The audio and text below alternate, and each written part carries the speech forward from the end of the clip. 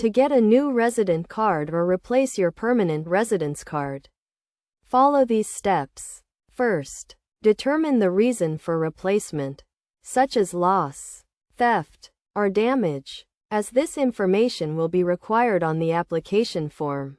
Next, gather the necessary documents, including a valid passport, proof of identity, and proof of permanent residence.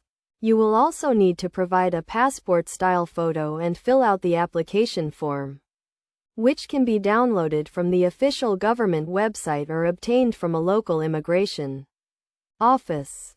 Once you have completed the application form, submit it along with the required documents and fee to the relevant authorities.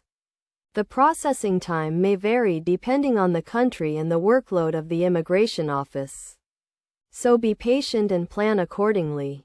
After submitting your application, you will be required to attend an interview or provide biometric data, such as fingerprints. This is a standard procedure to verify your identity and ensure that you are eligible for a new resident card. When your new resident card is ready, you will be notified and can collect it from the immigration office or have it mailed to you. It is essential to check the card for any errors or discrepancies and report them immediately to avoid any issues in the future.